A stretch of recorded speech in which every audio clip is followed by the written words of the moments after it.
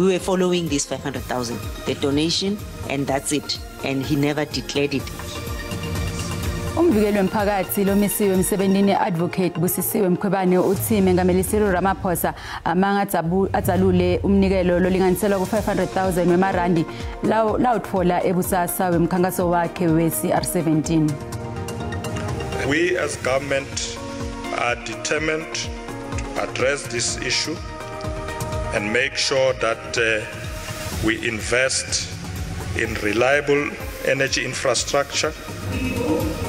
Lisela la Mengameli Paul Mashatile liqinisekise bosomabhizinisi ukuthi uhulumende uyayilungisa inkinga yetemandla.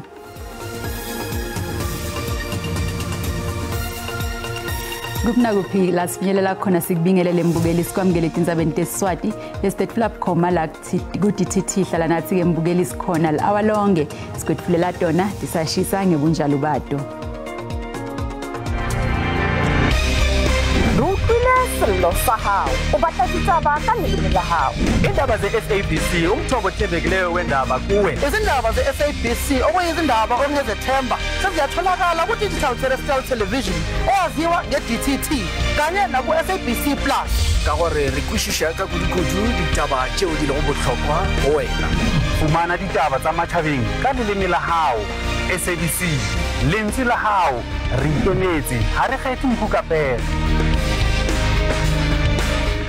Umvikeli wemphakathi lomisiwe emsebenzini advocate Busisiwe Mkhwebane uthi Mengameli Cyril Ramaphosa amanga atsalule umnikelo lolinganiselwa ku 500,000 wemarandi lawutfola ebusasa wemkhankaso wakhe we-CR17 wekungena esikhundleni semengameli ku-ANC. Mkhwebane uyachubeka nekwetfula ubufakazi embi kwekomiti yePhalamende lephenya ngekulungela kwakhe kuba kulesikhundla. Mkhwebane uthi ngekuya kwemgomo lolawula ukutiphatsa kwetikhulu tahulumende kufanele ukuthi uyitsalule imali yemnikelo nengetuluka 350,000 wemarandi. He acknowledged that 500,000 was from Busasa, and he was the member, he was the deputy president. And yes, he says he's declaring, but when we check the declaration, he never declared. And he acknowledged that he participated in the dinners. We had a person who attended who donated, Gavin Watson, but Wes, also before me, I had this evidence which we've shown, that the bank statements, the emails, where he even personally said, move 75 million or whatever to reattender and all those. So that's why when the judges are saying, and even the panel is saying, I second guessed, I think that's what they said. And I didn't take the precedent. So for me, the decision was taken, and when the drafter of the evidence and the analysis of the evidence, which is done by the chief investigator, when it's brought to me, I'm also saying we cannot just make accusation. What is the source? Where is the evidence? And that's what we did. So we were following this 500,000, the donation, and that's it. And he never declared it according to the record in Parliament. Mengameli Cyril Ramaphosa uthi kuhlanganiswe emathimba ematiko lahlukene lafeke ekhathi letekuhlaliswa kwebantu temfundvo kanye netemigwaqo netekutfutsa latabukana nekwakhiwa kabusha kwetakhiwo ngqanti tasePort St John's kanti lokhu kuda ngemva kwekuthi imvula letinemandla tishiye takhamuti tide indzawo yekufihla inhloko tacekela phasi emabloho kanye nemigwaqo. Mengameli Ramaphosa uthi balethe tinkampani tekwakha letitawucala kwakhela imindeni leswele tindlu. We've got contractors that are going to start building temporary shelters. We've got our traditional leaders. Our king here has delineated land that we can use to temporarily shelter our people. So a combination of forms of assistance is coming together. Ramaphosa uthi utawutfola abatshali timali labatawuphucula lelidolobha kuthi kube ngilelihambe embili ngetebuchwepheshe. Kanti ukholelwa ukuthi lokhu kutawuphucula nemnotfo wakulendzawo. Port St John's must be the smart city in South Africa.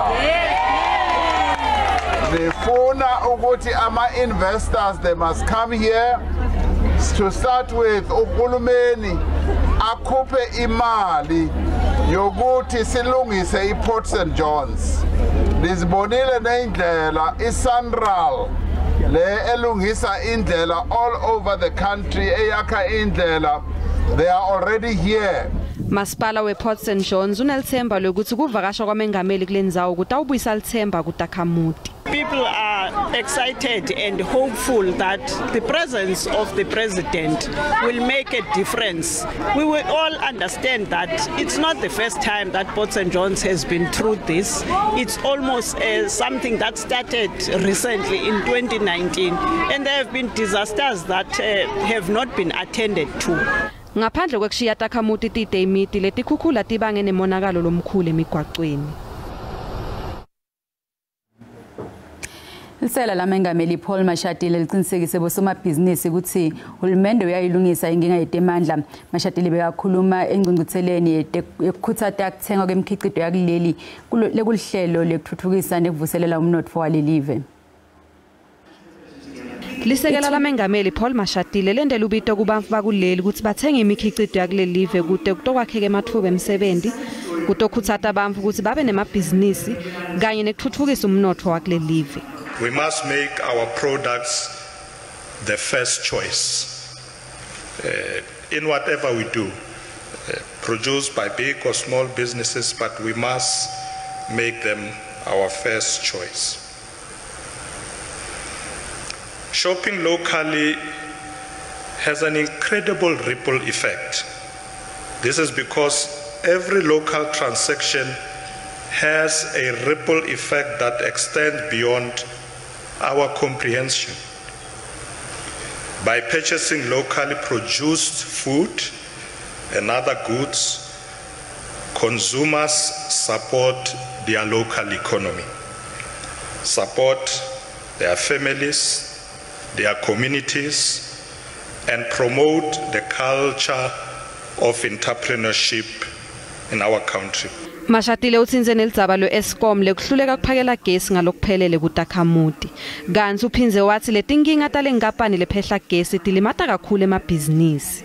Without dependable electricity, businesses will definitely struggle to operate and may be forced to invest in costly generators and other backup power sources. This might increase prices and make it difficult for firms to compete internationally. We as government are determined to address this issue and make sure that we invest in reliable energy infrastructure, ensure that there are renewable energy sources to give businesses the necessary energy they need to grow their businesses. President Cyril Ramaphosa presented solutions in the 2023 State of the Nation address. They include declaring a national state of disaster so that we are able to address these issues. Lelisekela lamengameli lithi umnotfo wakuleli nguwosisekelo ekuletheni incubekelo embili kulelive. Sodolopa wetshwane losanza kucokwa Silius Brink uthi ubekele embili kusimamisa tetimali kulo masipala londengandengako nekuqinisekisa kuphakela Takhamuti taseTshwane tinsita. Brink loneminyaka lenge-35 wase-Centurion uphumelele ngemavoti lango-109 ahlula lobekacokwe i-ANC ne-EFF Offense Mawulusi welicembu lekhophu lotfola emavoti lango-102. Njengoba kusanemsebenzi lomnengi, Brink uqinisekise ukuthi tinhlangano tekubusa ngokubambisana titawuchubeka nokufaka sishukumiso sokungamethembi somlomo wemkhandlu umncedi Nzwanana lowavotelwa i-EFF ne-ANC. We will draw on the inspiration of those municipalities that are breaking new ground, such as the city of Cape Town, but we will devise a plan that addresses our realities. Firstly, we have to get control of the finances of the city. We have to ensure that the money that people pay in rates, tariffs and charges delivers value, delivers improvement of services. Brink uqinisekise ukuthi bonke abantu laba bandzakanyeka kulokungasetshenziswa kahle kwemali yamasipala lengu-10 billion wemarandi batalifota lolumandi. Kanzi-ke kusenjalo emacembu laphikisako kanye nalabanye betinhlangano tekubusa ngekubambisana bathi angeke bakubeketelele kutiphatsa lokutawehlisa sitfundi setakhamuti njengalokungaphakelwa kwetinsita. Licembu le-EFF lecwayise umfelandawonye ukuthi ongamhlukumeti loyi lokhulumela umkhandlu Mncedi Nzwanana. We believe in democracy. That's why after Brink was elected, we never walked out like them when they walked out after our speaker was elected. We hope that the mayor will focus on stabilizing the finances of the city. By the way, this finances of the city is as a result of their leadership through Randall Williams, Solim Simanga and Mukhalapa. So we hope that they will take responsibility of the advance audit, the irregular expenditure of 10 billion. But we want to warn the executive mayor. We heard him saying he wants to retrench 3,800 workers. It's not going to happen. But also the speaker. The speaker must be protected. There's no way the speaker is going to be taken out without any reason. There must be a reasonable motion that must come before council. That makes sense that the speaker must go out. Indeed, the speaker will be outside. He make very uninformed decisions in council. And basically, we, the coalition, have the number to win anything. And then, you know, in politics, it's a game of numbers. Winner takes all. In Johannesburg, the opposition, which is the ANC, took over Johannesburg. We sat back. And in Tshwane, we have the majority. Therefore, we are going to take the speaker back. We wish him well, but most importantly, we are asking him now to focus on service delivery. There are quick wins that he can focus on. There's a lot of rubbish on the street, traffic lights are not working. Those are quick wins that he can be able to focus on. And then there are long-term things that he needs to actually do as well, including stabilizing the finances of the city, going into Hammanskraal and fixing the water issue there, and other issues that we have in Soshanguve and so forth. So I think as a multi-party, we are quite happy, and we're looking forward again to coming back to council to now remove the speaker. We hope that the executive mayor elected will ensure that their services, more particularly in areas that were disregarded before, our own townships. If he does as it's supposed, like ensuring that the services goes to townships, he will be supported by all of us. Somabhizinisi waseKholini esifundeni sase-Northwest utibophelele kuqinisekisa ukuthi takhamuti takuleyanzawo titfole emanti ekunatha lahlobile ngaphakelwa kwetinsita ngilenye itinkinga libukene nalo masipala waseDitsobotla. Umthethosisekelo kusahluko sesibili uthi wonke umuntu unelungelo lokuphakelwa emanti, kanti uhulumende kumele aqinisekise ukuthi wonke umuntu uyawathola emanti. Kepha kuletinye tindzawo taseKholini lokho akwendeki. Prior elections, every time prior elections, people, they do get water from their yards. But after elections, then it's back to square one. So that alone tells us that there is water available. Umuntu lonikete ngelusito lwesihle longafuna ukudzalulwa ngeligama ugubhe ibohole wabe sewufakela ithange lemanti lemalitha latinkulungwane letisihlanu letitawusebenta kuphakela takhamuti takulendzawo emanti. Lokho kunene upompa emanti ngokusebenzisa gesi wasekhaya lakhe. Kanti uma ngabe kuhambe gesi usebenzisa igenerator kuqinisekisa ukuthi kuphakelwa kwemanti kule takhamuti akuthikameteki. Takhamuti talendzawo tethuleke umthwalo ngalesendo. Our good Samaritan, this guy, he does not even have electricity as we speak. It's not even a load shedding because we didn't have electricity since last night around 3 o'clock in the morning till now. But you can see that people are having access to his philanthropy project that he has here, meaning that the guy, he has a generator. Not to say that it's his responsibility for the community to have water, and he does not even have any political interest. Masipala wengakamodiri molema lokhu ngoyela nomsebenzi wokuphakela emanti kumphakathi waseKholini usole gesi losebenza ngemgunyati kuthi wenda kuphakelwa kwemanti kube madima.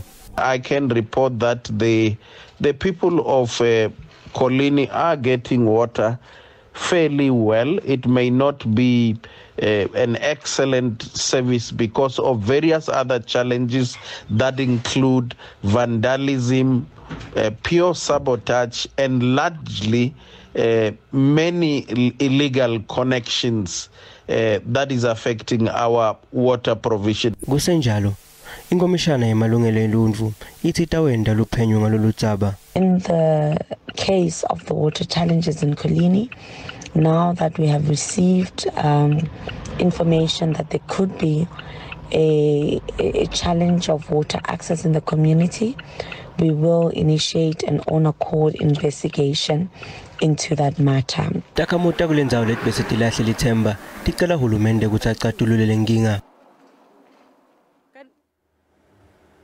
Inhlangano yabaholi benzabuko icontrolesa ithi kude indvo le kufanele ivimbele emengameli wase-Russia Vladimir Putin ukuthi avakashele eNingizimu Afrika kuhambela umhlangano wemave e-BRICS lohlelo ngasekhambeni kwalomnyaka. Ingano lemacala emave emhlaba ikhiphe incwadi legunyata kuboshwa kwaPutin ngemacala etembi. Mengameli wecontrolesa Kgoshi Lamek Mokoena uthi lelive kufanele lihoce kule nkantolo yemacala emave emhlaba njengoba ikhombisile ukuthi ithatha lihlangothi. Kanti-ke kwenaba ngalolu dzaba emoyeni sinemengameli wecontrolesa Kgoshi Lamek Mokoena ndaba ezithe asikwamukele Tindzabeni tesiSwati la DTT sikubingelele. Angibonge umsakazi wami ngibingelele balaleli nababukeli bonke. Njengoba ke sesivetile indaba ezithe singeniso sethu sekuthi anihambisani nelidzaba lekukhishwa kwencwadi legunyata kuboshwa kwamengameli wase-Russia, ingabe nikususelaphi lokho? Lokho umsakazi wami sikwenda sikhuluma ngobe siyabona ukuthi le ICC le ukhulunywa ngayo ikhetha liphela emasini.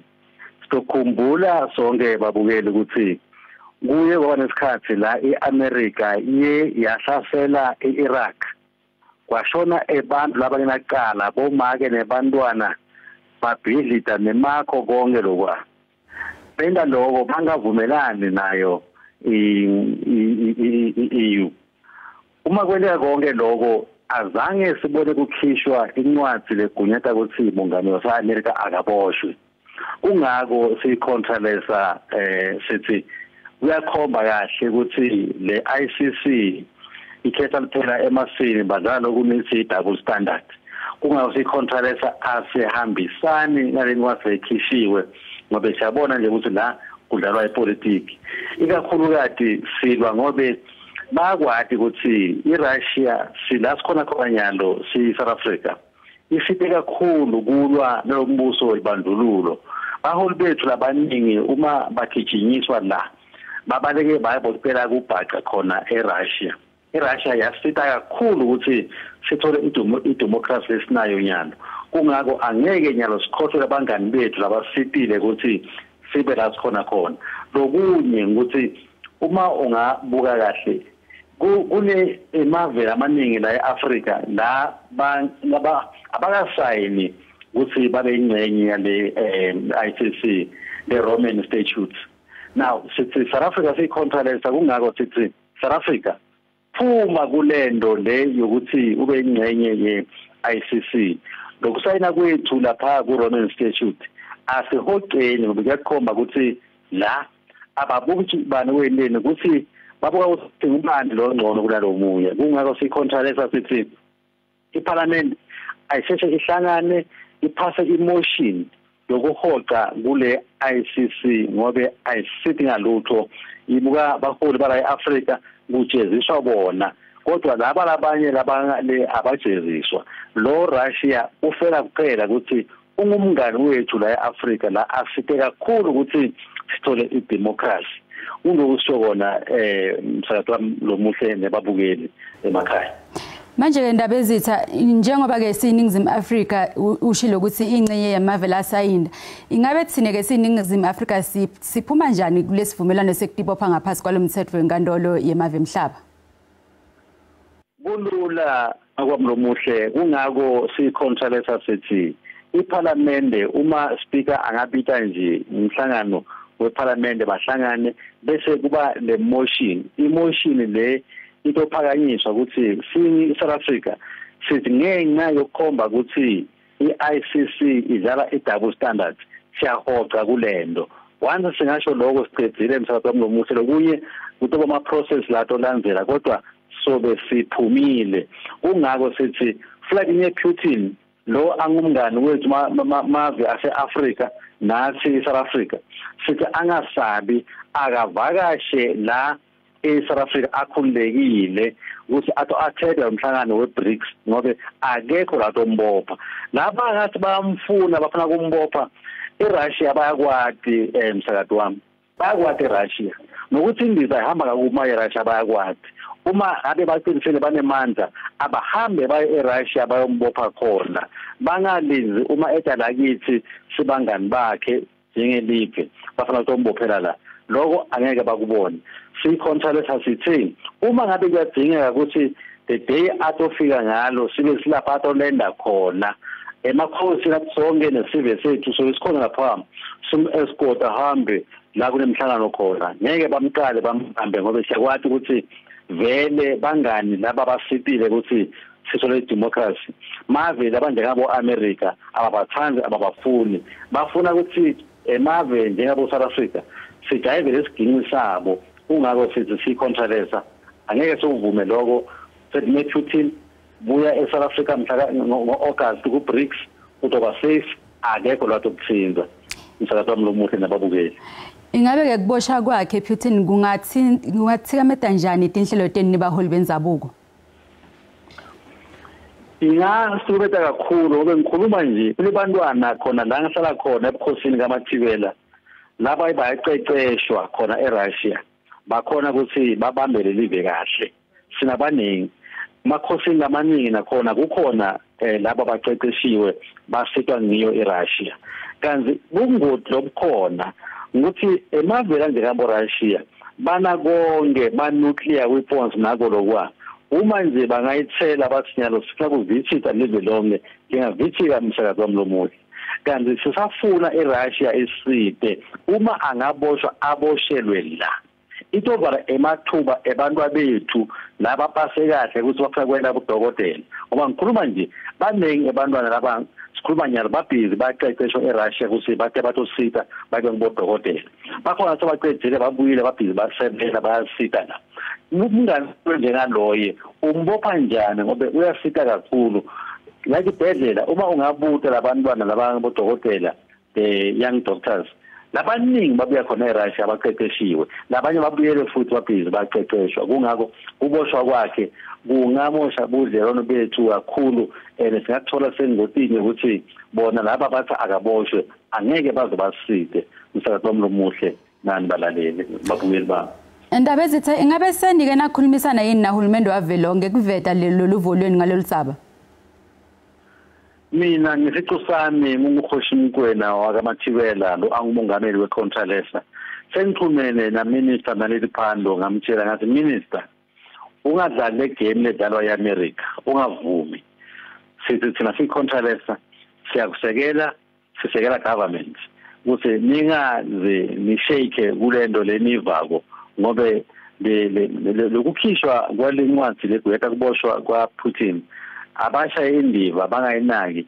ngoba angeke si-implement abaqale labaqala khona uma ngabe bafuna kwenda lokho abaqale babophe labaholi base-America laba baye e-Iraq bayabo-destroy i-Iraq yonke nanyalo i-Iraq ayikhona ukuvuka kahle ngenxa ye-America kuboshwe bani kushone thousands and thousands yabantu e-Iraq ibulawa yini yiyo i-America kungako le pheshana lelikhishiwe leli awu sishanye enhlanekela asifuni nokulibona sithi thina Putin ungowethu nathi singabakho usitile abantu bethu nyalo bangibodokotela ngenxa yakho therefore government wethu sizokhuluma naye futhi minister neliphanda ngoba sengithi ngikhuluma naye futhi naye uyangathi ukuthi ngithini nabo South Africa base vele ufuna sithethe very careful ukuthi le ndaba sisolve kanjani kodwa thina simakhosi sicontrolesa sithi lo atothinda Putin uthinda thina emakhosi ngeke sikumele lokho sadomo lomuhle nani babukeli Sibuke wena ndaba ezithe naleli dzaba lekushona kwaMnisi kunemibiko la leveta ukuthi ingozi lengasekho ubika njengemuntu libeka sigangi kusenta kanjani ke sifundiseni nibaholi benzabuko lokho kuhamba kwenkosi Mnisi kusithe ebhlungu simakhosi simalunga eContralesa ngoba bekalunga ligcwele leContralesa kanzi inkulumo eziningi leti tibangana ngala siyativa takhulunywa kodwa thina kithi sithi kuhamba kwenkosi emhlabeni ahambe ngendlela ahambe ngayo akusiphathi kahle siyicontroless kanti okunye futhi sithi sibantu kwendeka umuntu akunyathele kabi umsakazo wami lomuhle akunyathele ngendlela le ungayithandi akusho ukuthi lo muntu kufuna umsuse emhlabeni kanti lama levels akuphi la uma ngabe ungiphosisele bese mina ngithi hayi ababuza asikhulume mina ngithi ungimoshele la uma ngabe lenzaba iqhayi kakhulu isensitive ukuthi awufuni ukuthi ikhulunywe umndeni ungafuna abangani bami ubatshele ukuthi nimtshele futhi imkwena ukuthi la uyangiphosisela hayi ukuthi uma umuntu athandwane ngenkulumo bese kuyamsusa emhlabeni thina sithi lokho ayesagcwele kakhulu akusiphathi kahle kungako besicela esizweni songana ukuthi bakithi sibantu siyaphila amaphutha sidowenda uma amaphutha endekile akuhlalwe phansi kukhulunywe singabulalani ngoba uma singathi uma ingabano ikhona sisolva ngokuthi siyabulalana kusala bani la emhlabeni kanti ngokwathi umsakazi wami ukuthi ebukhosini kuyabangwa every day nje ngikhuluma nje uthola ukuthi abanye sebabhizi bayaviva bathi uma inkosi ihambile nami lesihlalo sakhe siyangifanela kungako sicela kakhulu sicontrolessa ukuthi hey bakithi nyanza leyo kodwa lokhu kufuna ukuthi ngikhulume lokhu ngengwinye amathi engacela ukukhuluma umsakazi wami ukuthi uma ngabe bekushone sopolitiki bekicele minister ngikhuluma nyalo ngabe sewugijimile itolo ngabe sewuvelile emndenini ngabe uhambene nethuthuthu nemahashi nemachopha akhe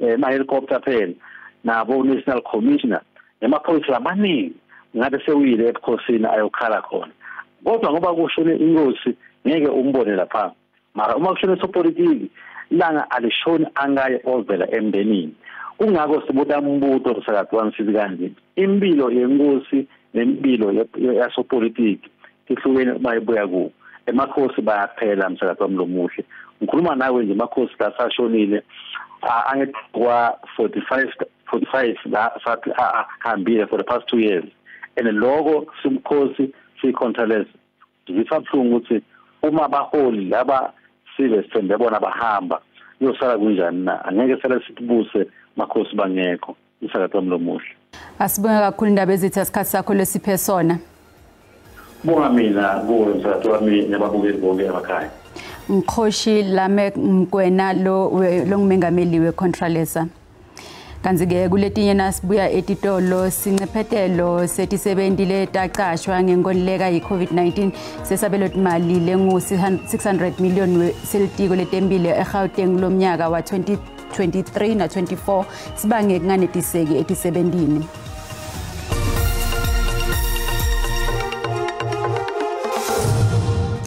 Asikwamukele wena okunene esigabeni sesibili setindzaba tesiSwati kudithi thina wasanza ngena tisekhona. Sincephethelo setisebenti letaqashwa ngenkonileka ye-COVID-19 sesabelomali lengu-600 million selitiko letempilo eGauteng lomnyaka imali wa 2023 na 2024 sibange kunganetiseki etisebentini. Tisebenti tibambe umbhikisho lamuhla ngaphandle kwesibhedlela iDr George Mukhari Academic ngemva kwekutshelwa abaphathi bato ukuthi angeke ibe khona imali yanele kuti igcina tonke tisebenti.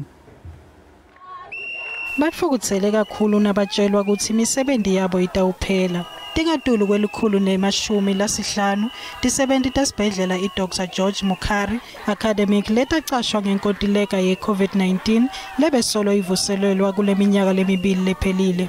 Lokhu kufaka ikhatsi tisebenti letitfwala tidumbu, labasebenta kuhlanda, bomabhalane kanye nalabaphekako. Bathi batawulwa kude batfole imisebenzi yabo. When we came here, nobody wanted to go nearer to COVID boxes, to COVID wards. We risked our lives. We went to the wards.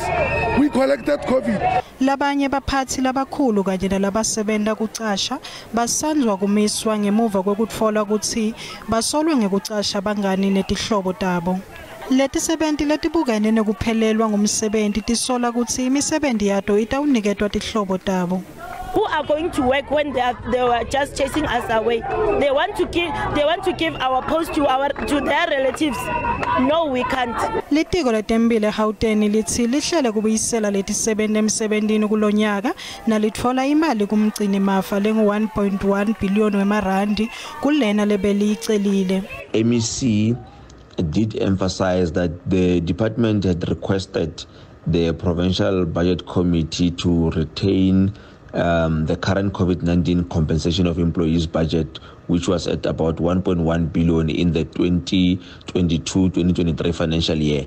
However, due to budgetary constraints, the budget was allocated at 600 million, which of course has got an implication in our ability to retain many of the posts. Letisebenzi tifungeta gomela kutsi titawucinisa lutfolo nangabe tifuno tato tingafezeki.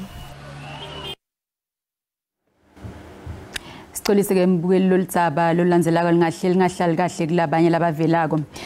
Emaphoyisa eMpumalanga phenye emacala lafaka ikhatsi kugagadlela nekubulala ngemva kokuthi kutholakala itidvumbu letimbili sinye sentombazane leneminyaka leli-16 nendvodza leneminyaka lengama-15 esakhiweni lesidzala ekhumbula futhi nakwabhokweni.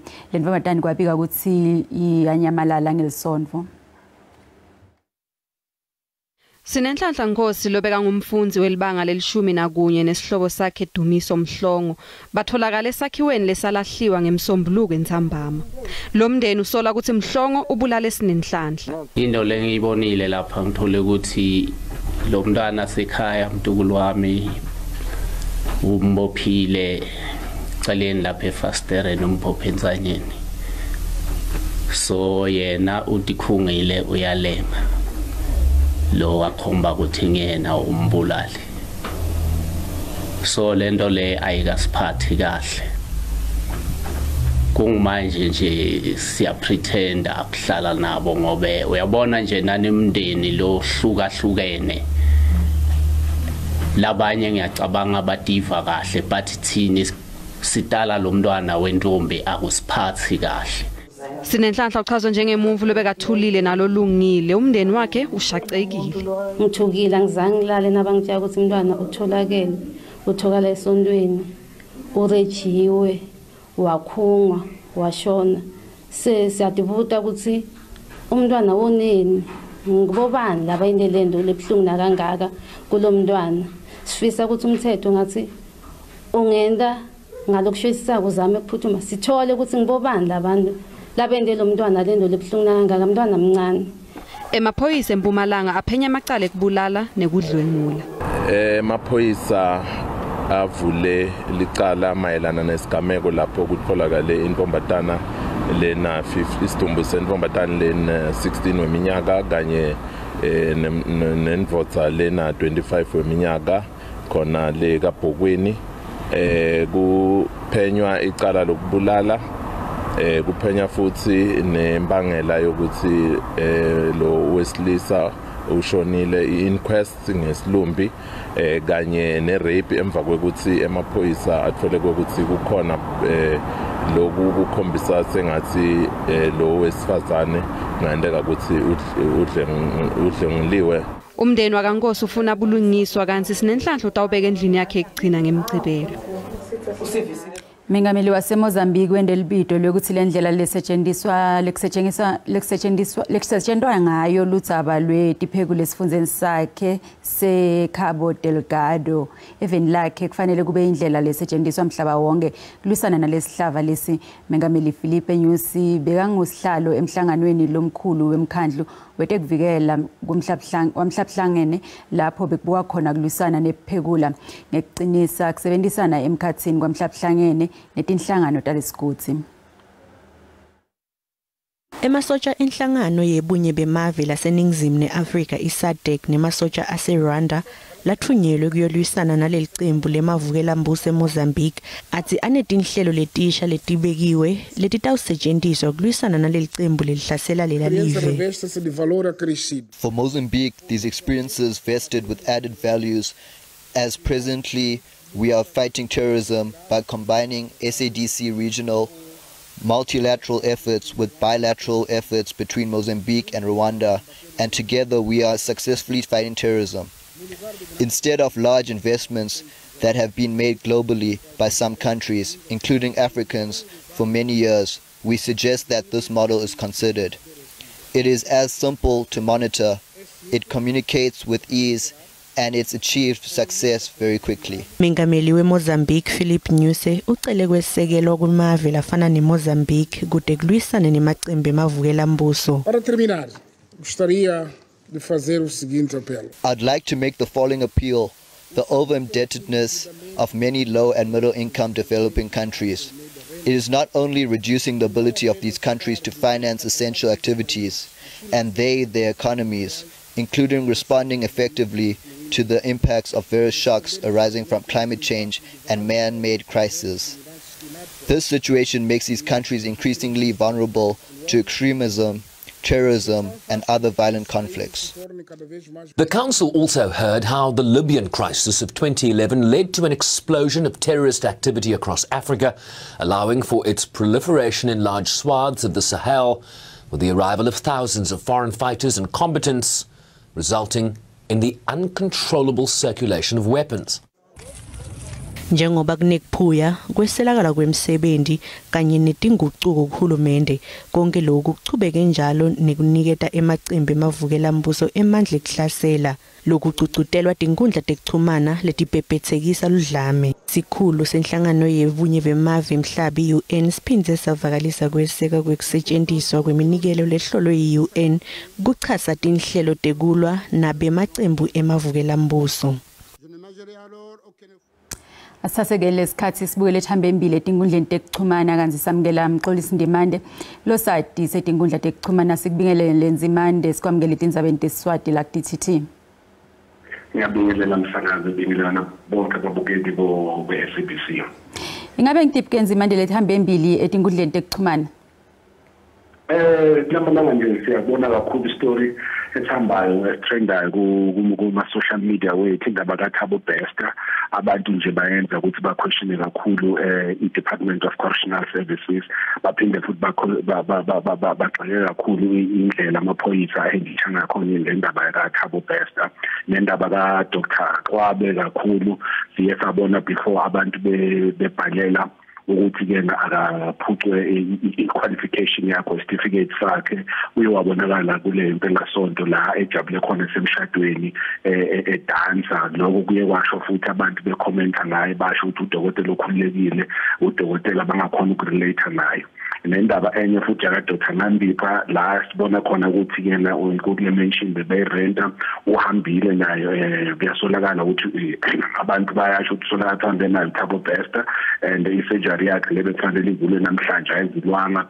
Those are the things that trenda kakhulu. Nendaba ka-ISCOM siyabona futhi iphindile iyatrenda lana okusho ukuthi yena kunama-minister bashoyo ukuthi a-involve kunendaba ye-ISCOM ne-corruption and sithola uminister omusha lana uyakhuluma ukuthi yena akusindaba kakhulu i-corruption, it's a technical issue. Enye futhi etrendayo indaba yase-Free State njengoba la kunale case le kubaleke khona uThabo Bester nakhona nje kuneyitori kakhulu iyatrenda. Enye futhi ethanda kakhulu indaba ye-Transnet ukuthi yena kuba nama-train aphumayo angakaschedulwanga ebefuna abayenza imali azabuyele e-Transnet angayenzanga imali. Those are the things that trenda kakhulu. Enye futhi isitori esikhulu kakhulu esitrendayo kuma-social media abantu bakhuluma ngayo indaba yaseTshwane ukuthi sekunomeya omusha eTshwane we-DA obekiwe lapha ukuthi yena abe umeya wedolobha elikhulu iTshwane. Yiloko nje utrenda kakhulu esishoyo ukuthi kuyena futhi abantu bangakhohlwa ukuthi lento esibhale kuma-social media zihlala ku-Google forever. So kuye nje uqaphele izinto ozibhalayo ngoba nakusasa zingenza ukuthi ungatholi amathuba omsebenzi, zingakuvalela nokuthi nje ungatholi namathuba ebhizinisi. Siyacela kakhulu abantu ukuthi babe responsible mebebhala kunkundla lezi ze-social media ukuthi nje baqaphele kakhulu ngoba lokhu kusasa kungabuye futhi kusebenze against them. Ngitiphi Nzimande lesingadilindlela njengoba lichubeka liviki? Siyabona kakhulu nendaba nje yelona iscom story sakho niyabona ukuthi siya develop njalo siya ngokuya nendaba kakhulu futhi nje ka AKA siyibona ukuthi le case yakhe iyaqala abantu bakhuluma ngayo befuna ukwazi ukuthi labo ababanjiwe obani bakuphi bebethunywa ubani lezo zinto lezo ziyenza ngokukhulu nje abantu befuna ukwazi siyabona ukuthi le story nje esoqhubeka naso kakhulu ku next week. Asibonge kakhulu kenzima ndesikhathi sakho lesiphe sona. Ngiyabonga. Sikubutile ke mbukeli ukuthi ingabe kusukela kuxoke imvuna yagesi uyawubona yini mehluko ekucishweni kagesi ngenhloso yokumonga enzaweni yangakini. Enzaweni yangakithi eMbombela nemaphethelo eMpumalanga Kanyamazane ePinari ukhona kakhulu umehluko. Ngikhuluma nawe nje nyalo siku stage 1 udlaliwe ngabantu lana sikobona umehluko khona ngqongqosho khona nje wagesi awukho umehluko sawenzileyo so nje ayikho lento kahle South Africa. Hayi mina ngawuboni nje umehluko kusafana i-load shedding isekhona nje awukakhona umehluko ukuthi ngene ungqongqosho omusha. Umehluko ecinyweni kagesi kule ndawo yangakithi mina ngihlala ngakuyona eMbumbulu eNkomokazi ngiyawubona mkhulu kodwa ngicabanga ukuthi lo mehluko wenziwe uqoka kangqongqosho omusha kagesi. Ngibona ngathi lo mehluko wenziwe le mashi kade ikhona ye-EFF. Mina ngibona kwamandla i-EFF angiboni ukuthi kumphathiswa osenza umehluko usando ngena nje angiboni khona okunye asekwenzile. Umehluko ukhona futhi ukhona kakhulu. Liyakwazi kwelithona ilanga ngoku umbani ungemkanga ukusuka ekuseni ukhona. Noko engathi lo mphathiswa khona uza kakuhle noko hayi siyancoma. Mbona ke wembukeli SABC ngeke yethreswa ukuthi iphendulela ngawo.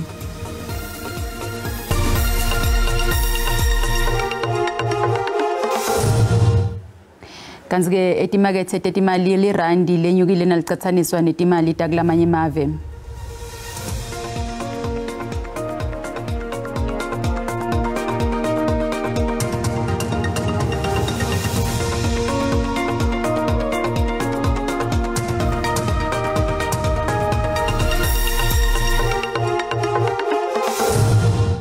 Kanzi ke temidlalo ibafana yende letibukwako itolo ngesikhathi ishaye Liberia ngemagoli lamabili kulinye kanzi lokuphumelela kubafana kusho ukuthi vele seyoba ingcenye yemidlalo yeAfcon yalomnyaka lotako eIvory Coast. Kanzi ke singakahambi asesikhumbude nathi lethambe embili lamuhla. Following this 500,000 the donation and that's it and he never declared it. Umvikeli wemphakathi lomisiwe emsebenzini advocate busisiwe Mkhwebane uthi Mengameli Cyril Ramaphosa amanga adzalule umnikelo lolinganiselwa ku 500,000 wemarandi lawuthola ebusasa wemkhankaso wakhe we-CR17. We as government are determined to address this issue and make sure that we invest in reliable energy infrastructure. Lisekela lamengameli Paul Mashatile liqinisekise bosomabhizinisi ukuthi uhulumende uyayilungisa inkinga yetemandla. Ndingaketa lamuhla sikhona kusasa ku SABC 1 nga 5:30 ungakhohlwa ukuthi esikhatsini lesingacethe inhlitiyo sidakwethulela dona Tindzaba la kudithi ngelwimi lakho langalonke bukela kube ngilokuhle.